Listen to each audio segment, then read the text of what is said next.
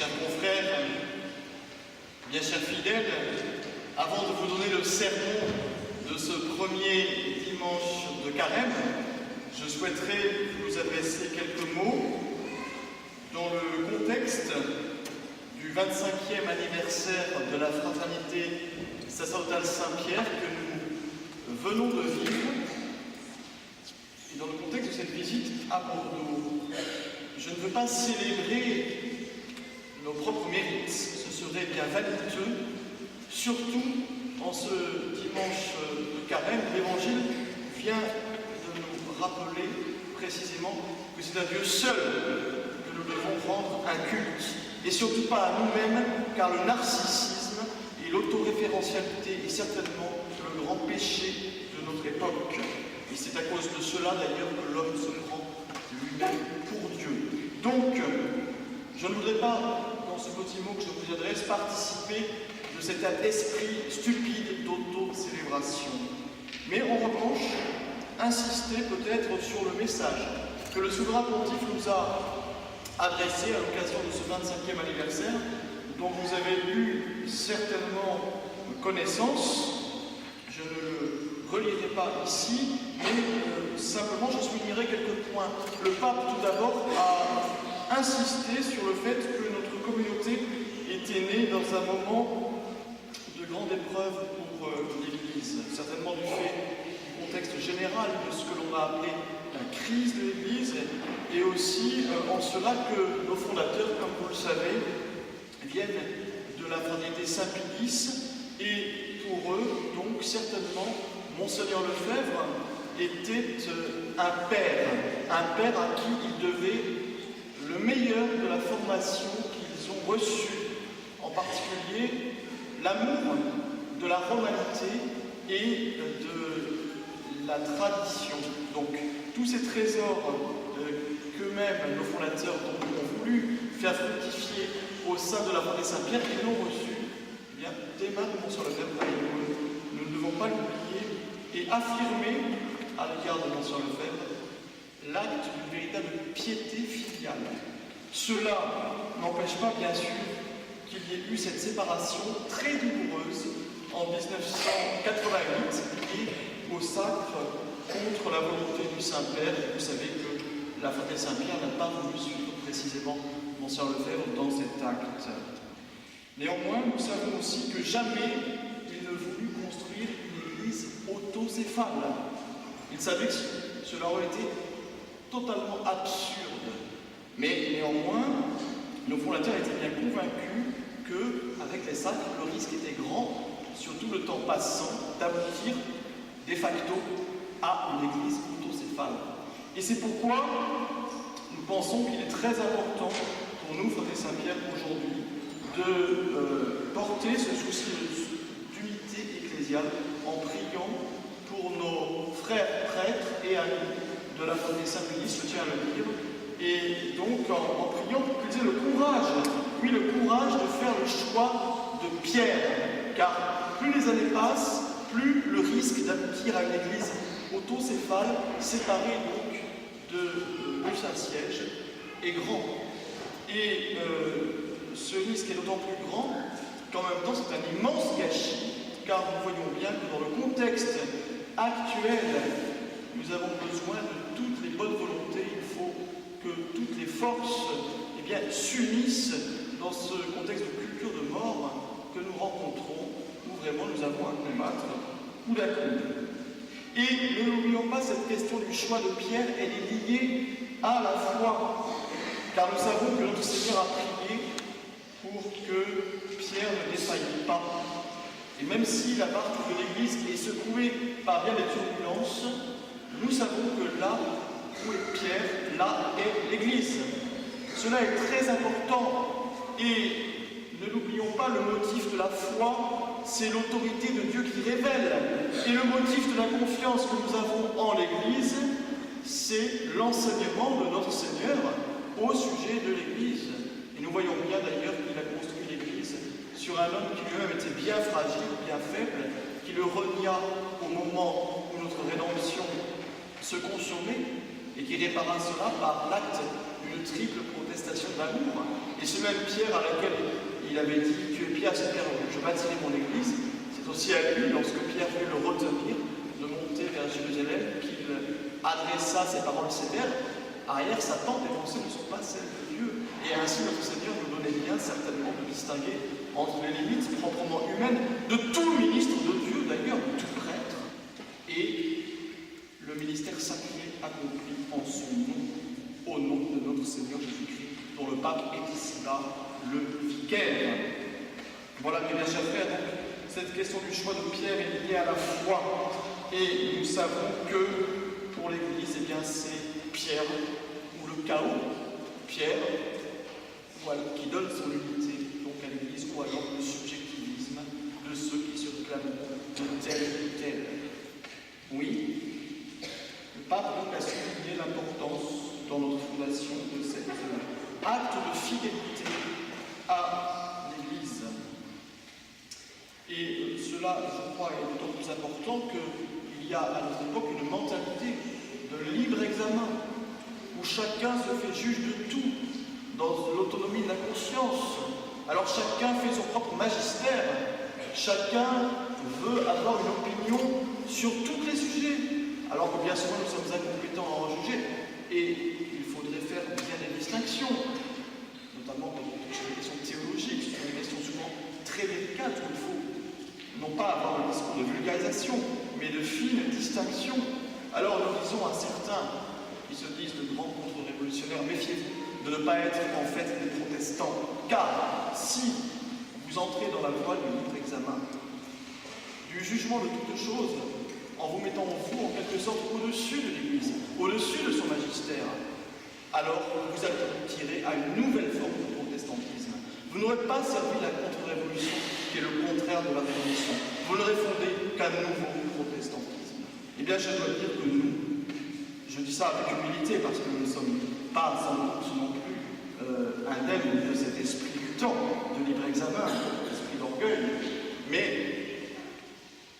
nous avons ce souci, et je pense que nos fondateurs ont porté cela précisément, de ne pas nous prendre nous-mêmes pour l'organe du magistère de l'Église. Ce n'est pas à nous d'en juger, mais néanmoins nous sommes très attentifs à recevoir ce magistère selon ce que l'Église elle-même demande, et évidemment toute parole qui vient de la bouche du pape ou bien des organes du Saint-Siège n'a pas le même degré d'autorité. La distinction des degrés d'autorité est fondamentale pour recevoir l'enseignement de l'Église de manière juste.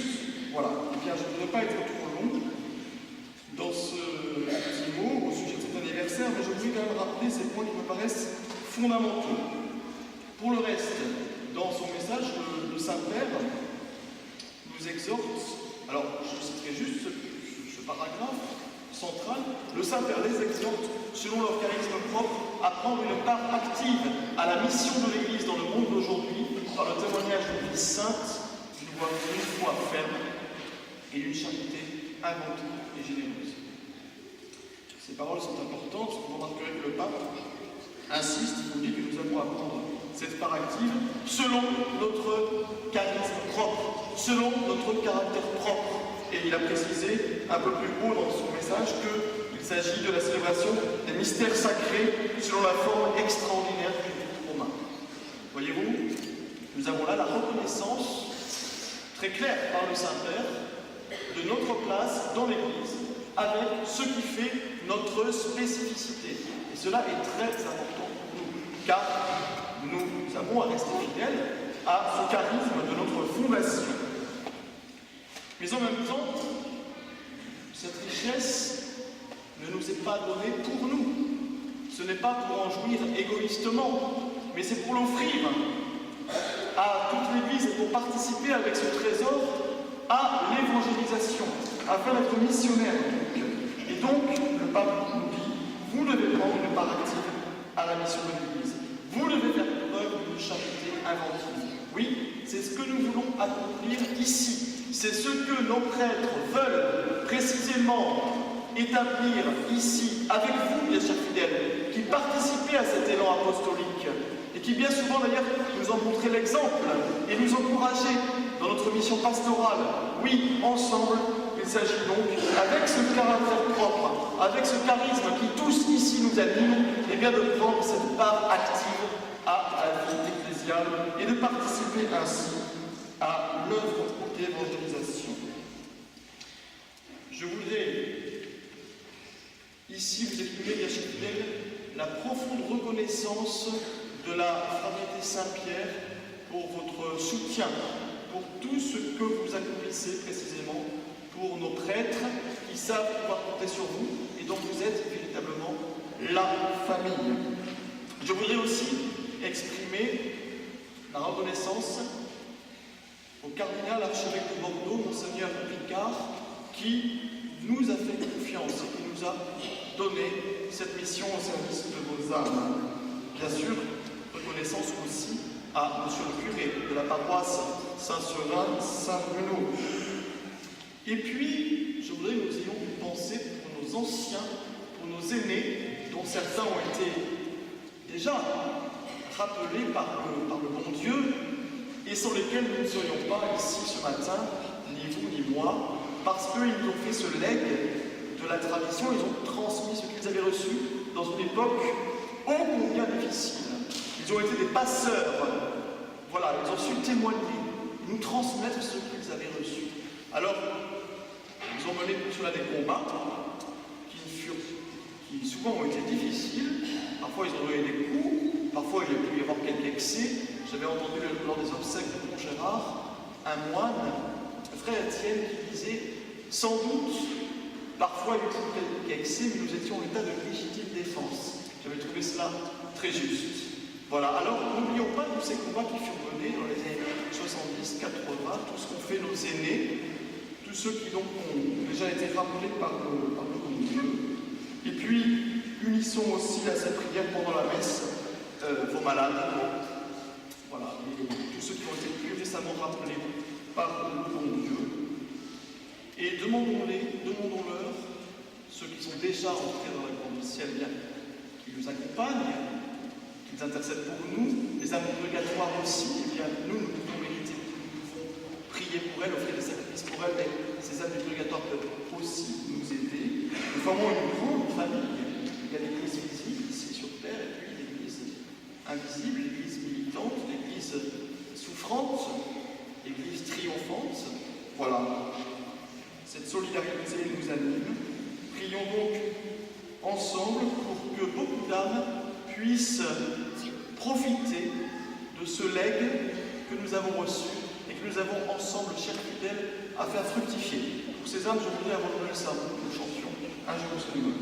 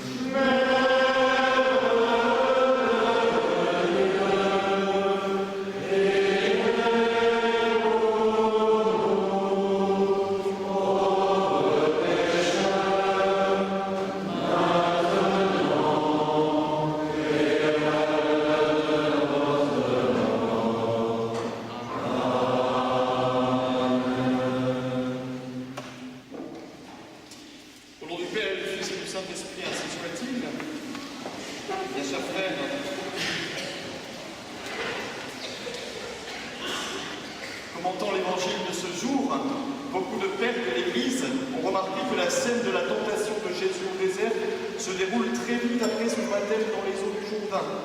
Et saint Hilaire tirait de cette observation une sorte de loi générale de la vie spirituelle. À l'imitation du Christ, ceux qui sont sanctifiés par les eaux du baptême doivent s'attendre à subir les assauts furieux du démon. La vie de l'homme sur terre est un combat. peut-on lire dans le livre de Job. Gigantesque combat en vérité, puisque selon les paroles de saint Paul, ce n'est point seulement contre la chair et le sang qu'il nous faut lutter, mais bien contre les principautés et les puissances, contre les dominateurs de ce monde de ténèbres, contre les esprits de malice répandus dans les airs. Tu es venu aux eaux du baptême, dit encore saint Hilaire, c'est le début du combat spirituel. À partir de ce moment, il te faudra lutter contre le diable. Et cette lutte, certainement, est sans merci. Car le démon s'acharne surtout sur les hommes de foi.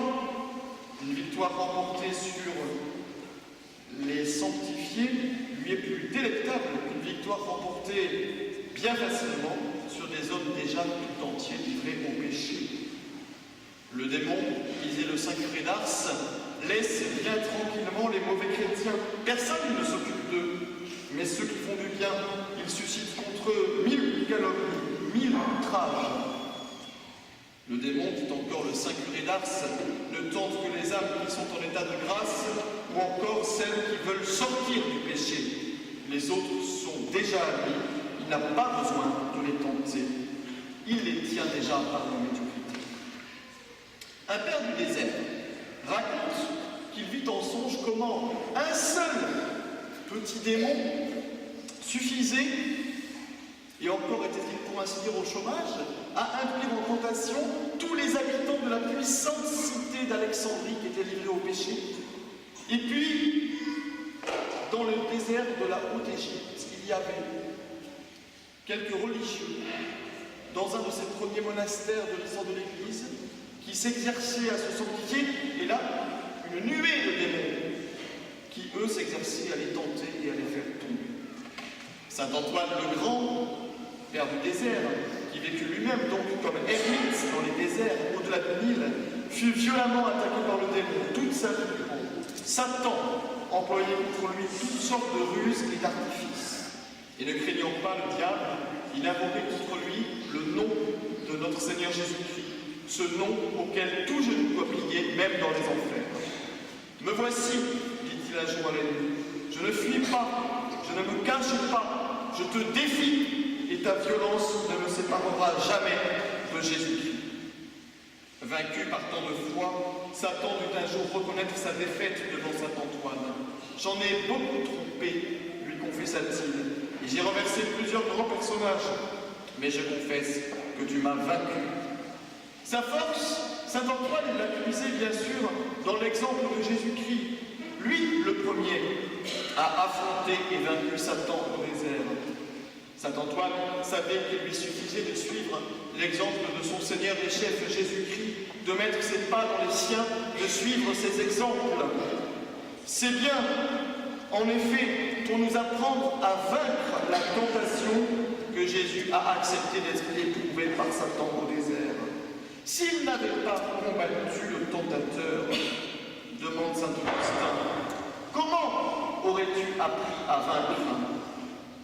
De même donc que Jésus a vaincu notre mort spirituelle par sa mort physique sur la croix, de même il vient à bout de nos tentations par sa tentation. Notre Seigneur a accepté d'être tenté pour que nous aussi puissions vaincre grâce à sa victoire.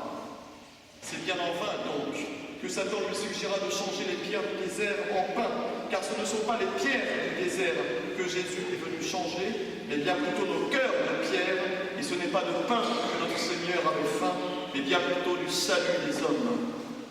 Et pour changer le cœur de l'homme, et lui apprendre à maîtriser la tentation, pour travailler au salut de créatures si souvent menacées par le malin, Jésus a voulu passer lui-même par l'épreuve de la tentation et compatir à nos faiblesses. Et c'est ce qu'enseigne saint Paul dans l'Épître aux Hébreux. Nous n'avons pas un grand prêtre incapable de compatir à nos faiblesses. Il a été tenté en toutes choses comme nous, mais sans connaître le péché. Alors, mes chers frères, ne soyons pas inquiets d'être confrontés à 1000 tentations. Mais comme notre Seigneur, résistons aux sollicitations du démon. Courage, petit troupeau, j'ai vaincu le monde, nous dit Jésus. Résister aux tentations est pour nous de grands profits. Car la vie, au cours de notre pèlerinage sur la terre, ne peut être exempt d'épreuves et notre progrès s'accomplit à travers le creuset de la tentation. On ne peut recevoir la couronne du ciel si l'on n'a pas vaincu, et l'on ne peut vaincre sans d'abord combattre. Le combat suppose un ennemi, c'est Satan, une épreuve, c'est la tentation. La tentation, expliquait le saint curé d'Ars, est l'occasion d'une véritable récolte spirituelle où nous amassons pour le ciel. C'est comme, dit-il encore, le temps de la moisson. On se lève de grand matin, on se donne beaucoup de peine, mais on ne se plaint pas, car on amasse beaucoup. Le temps de la moisson est donc là, devant nous. C'est le temps favorable, comme dit saint Paul. C'est notre carême, mes bien chers frères.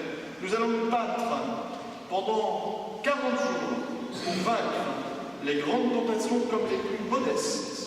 Alors soyons radicaux, exigeants dans cette lutte, humbles également, car il nous faut la grâce de Dieu, sans quoi nous ne vaincrons pas. Et notre Seigneur nous indique de quelles armes il faut user. Ce sont celles qu'il a emportées avec lui au désert. C'est la prière fervente, l'éveil, le jeûne, l'aumône et mortification. À tout cela, rendu efficace par la grâce de Jésus-Christ, le démon ne résistera jamais, et en ceux qui usent de telles armes, toujours Jésus-Christ triomphera, ainsi soit-il. Au nom du Père et du Fils et du Saint-Esprit, ainsi soit-il.